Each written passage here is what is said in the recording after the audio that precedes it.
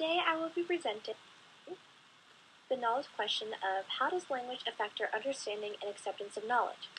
The areas of knowledge that I will be examining are ethics and the natural sciences, and the ways of knowing that we will be looking at are language, emotion, and reason.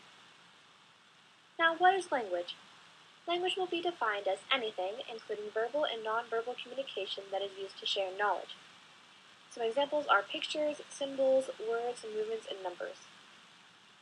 The real-life situations that I will be using are language manipulation exercises that we did in class and the metric system. So the first example I will be looking at are language manipulation exercises that we did in class. In my class, we were presented with a series of very straightforward questions that many people in society ask. However, we were allowed to manipulate the language of these questions in order to elicit certain responses from people and to see whether people changed their mind after the question became worded a different way. For example, one of the questions were, should the drinking age be lowered from 21 to 18? Now, if you're for the lowering of the drinking age, you can reword the question to say, if you're old enough to fight, shouldn't you be old enough to drink? This evokes the argument that we are sending 18-year-olds to fight and die for our country and to be able to vote and become active members of society, and yet we don't give them responsibility to handle themselves when consuming alcohol. Now, this seems very backwards, the fact that we're giving 18-year-olds guns and sending them off to go kill other people, yet we won't allow them to consume alcohol. And so if we were to look at the language of this question, it would evoke the emotion of, yes, we should lower the drinking age to 18. However, if you were to try to gear someone against it, you could word the question to say, should teenagers be allowed to consume alcohol when their brains aren't fully developed yet? Now this evokes your reasoning to say, well, no, the brain isn't fully developed until the age of about 25, and the drinking of alcohol can lead to brain damage. And so this could be very detrimental to the development of young people. And so these different wording and the different language used to ask this question, because as you can see, it's two different ways of asking the same question. It's just the response that the person asking the question wants affects how the question is worded. Another example is the question of, should same-sex marriage be legal? Again, we see the question worded in two different ways. If you wanted the person to say yes, you can word it to say, should homosexual couples be denied the basic right that straight people have to love whomever they want? Now, key words such as basic right evokes a sense of fighting for your rights that the American people pride themselves on, and to fight for self-determination and for liberty. And so, language used in this question would gear someone to say yes. However, if you wanted to get someone to say no, you can say, are you willing to open the gates for the possibilities of polygamy and underage marriage with the allowance of gay marriage? Now, both polygamy and underage marriage have negative connotations, so the use of language in this question already turns people away from wanting gay marriage, even though it still is the same thing as being denied the right to love whomever they want. Polygamy and underage marriage still fall under that umbrella of free love. And so by using these words with negative connotations, it would turn people away from the idea of free love.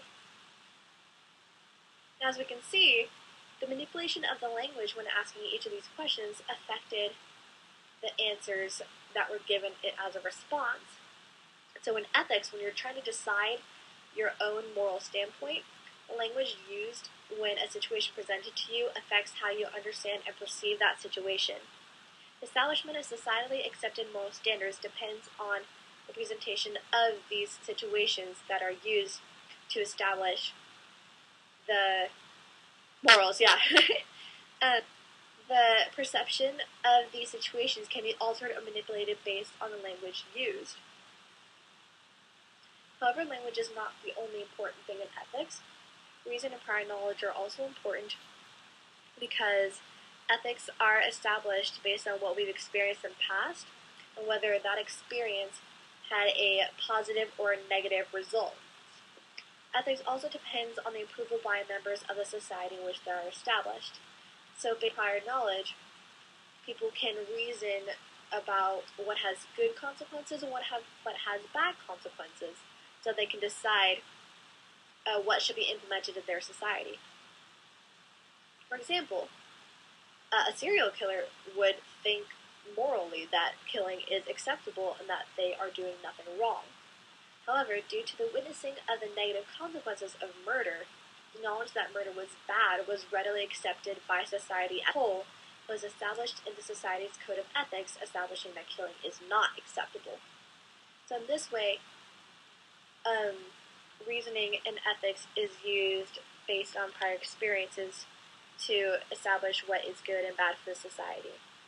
In the same way, language can manipulate your own morals and manipulate the understanding of knowledge given that we base our morals upon. Now, in the natural sciences, we have the metric system, which the metric system is the measuring system used in almost every country around the world except for the United States. Thank you, America. This metric system is almost always used in scientific measurements. It is used as a way to quantify data in a way that is understood universally or almost universally. The metric system has the units of meters, liters, and grams. So the way the metric system works in the natural sciences is that it is a way of communicating results. It's the way of communicating data and units of measurement, and this is integral for the sharing of knowledge, because if you have a bunch of different systems used to identify values, then when you're sharing information across the world, numbers can be muddled up, and the calculations and conversions can get really confusing, which would hinder our ability to understand and accept knowledge. However, by establishing a universal standard, i.e. this metric system, knowledge was able to be accepted and understood by scientists all around the world, and allowing the science community to move forward collectively.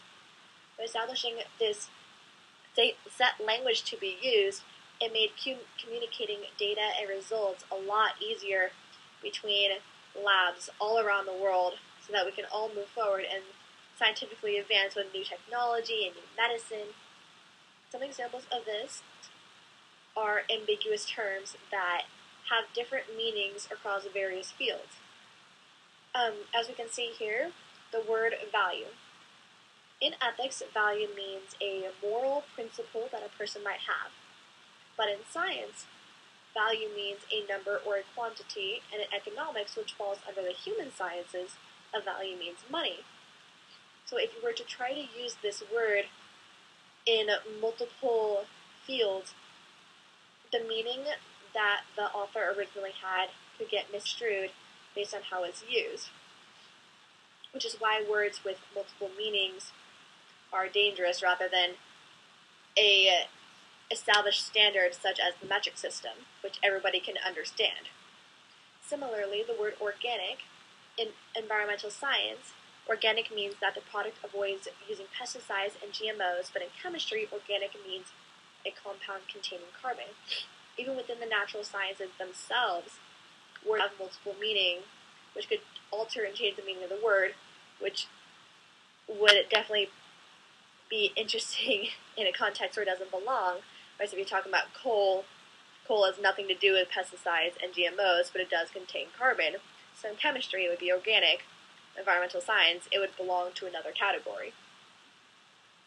To conclude, we rely on language to communicate ideas, but language is susceptible to misinterpretation based on preconceptions, ambiguity, and the manipulation of words by people wanting to elicit a specific emotional response.